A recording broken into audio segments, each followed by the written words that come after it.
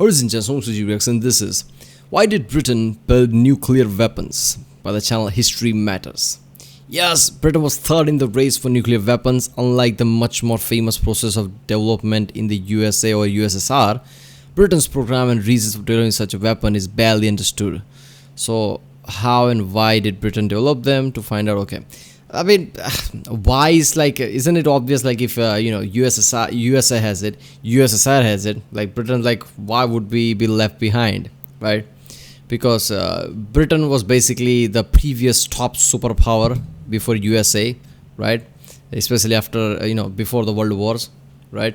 So of course they're gonna be like, okay, if this countries are, we should have a program like that, right? Just to maintain world standing or something like that.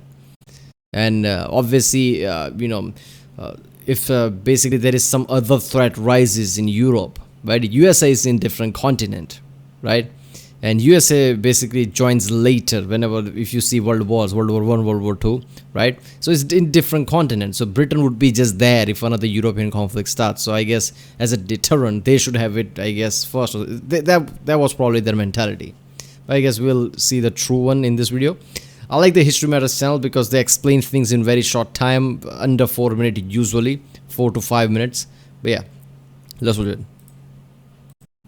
We all know how the US, via the Manhattan Project, came to create the world's first nuclear weapons, and how the USSR, via espionage and its own program of reverse engineering, managed to build its own bomb 4 years later. But the third nation to create an atomic weapon was Britain, and something not often discussed is the means in which it achieved this. So how did it? How did Britain get hold of nuclear weapons, and why did it feel the need to have them? So Britain was one of the first nations to research the feasibility of nuclear weapons and had its own independent weapons program called the Tube Alloys Program. When the United States joined World War II, Britain agreed to give it all of the information it had gathered on developing nuclear weapons. In 1943, both the US and UK agreed to share all knowledge concerning the creation of atomic weapons, and as such you'd naturally assume that Britain would also have access to all of the data and know-how from the Manhattan Project, but fun fact, no. You see, the US government, after it became clear that atomic weapons were feasible, wanted to maintain a monopoly on these for as long as possible. The Brits took this news poorly and saw it as a bit of a betrayal, whereas for the US, it was just politics. Whilst the two were still allies, there was some concern.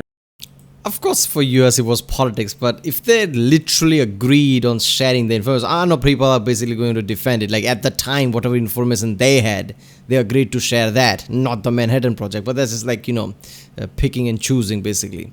If they agreed to share the, any nuclear information, then if USA develops Manhattan Project, I mean, you would think that they would share with Britain. But I guess obviously that's not how things work. Whenever you invent something, anything, whether it's a technology or a weapon, you want a monopoly on it, because why wouldn't you? That literally gives you an edge over the world, right? So it's kind of understandable.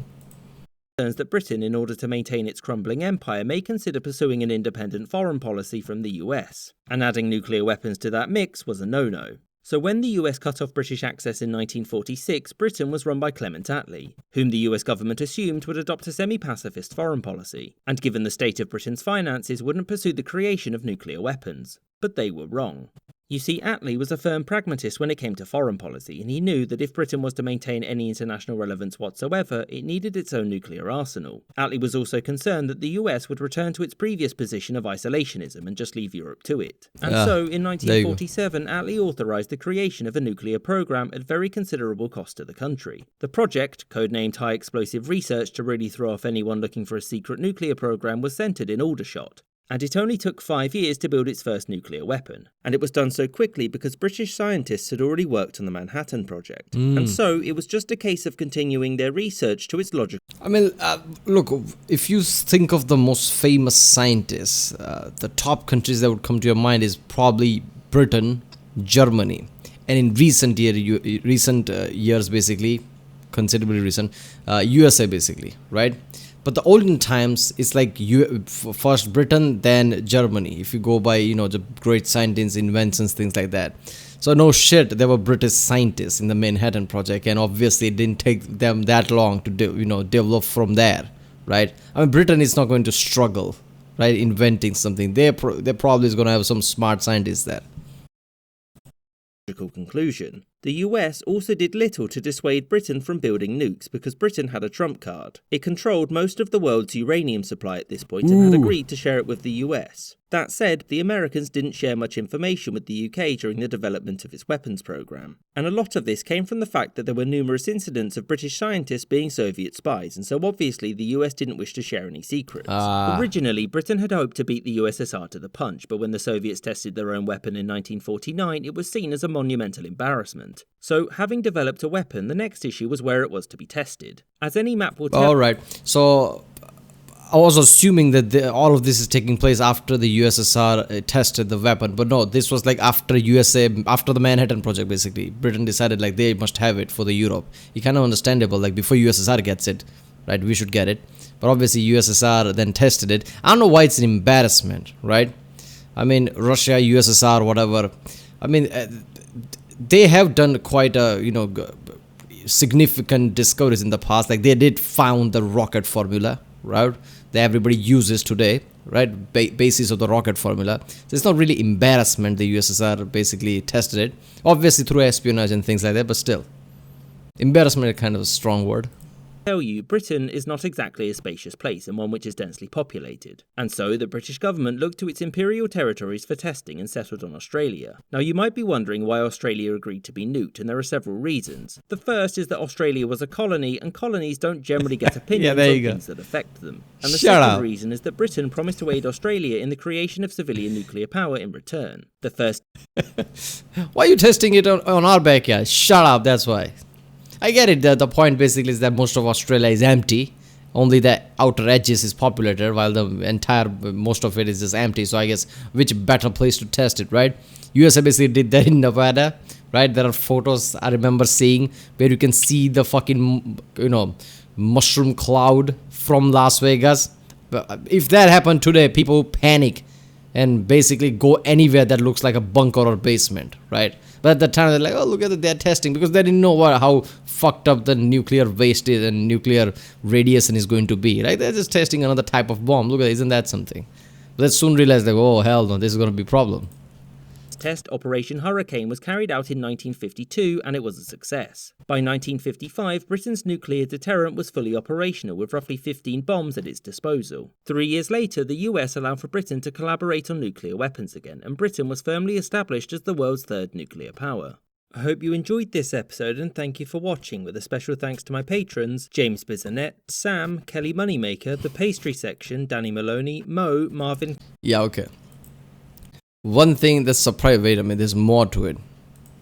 Cassow, Rob Waterhouse, James Castaneda, Jordan Longley, Spinning Three Plates, Gustav Swan, Jerry Lambdin, Rashid Ali, Marcus Arsner, Who is that walking in the background? Colin Castleman, David Silverman, Copper Toe. Alright. So if one thing surprised me, like even Britain developed a nuclear program and they had 15 nukes. So like, yeah, alright, 15 nukes. Right now, what? Most countries that have, nukes basically have double digits, right? Like some 15, 20, 50 or whatever. I don't know how much China has, I forgot that.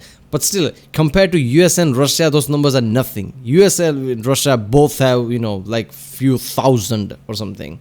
Like, imagine like once they develop the nuclear bombs, they just like make bombs after another and just do that fucking, they don't ever stop. And they just found themselves into thousands of nukes in their arsenal. I mean, the level of panic during those Cold Wars, right? I mean, you need to have serious level of paranoia and panic for you to just basically keep developing same thing on and just piling up them, right? Let's make the biggest arsenal that ever is. And every time they show the list of which top countries has the more nukes, it's like first is like Russia or USA. I don't know which is today, but US or Russia. They show first two is US and Russia. It's in the thousands, and then it's China, which is very small compared to that, and then Pakistan, India, something like that, France, England, whatever. And they're like nothing, right? Even if you combine all of them, there wouldn't even be somewhat of a fraction of a US or Russia's arsenal, which is ridiculous. Alright, well, that was why did Britain build nuclear weapon? I kind of guessed it, right? I mean, it makes sense. Like, Britain should have it if there is a nuclear weapon for global standing and I guess security and whatever. But yeah. Right, if you like my reaction, do like, subscribe, check out the week Sunday, there's a link in the description, check the cards, everything cards, and yeah, I'll see you next time.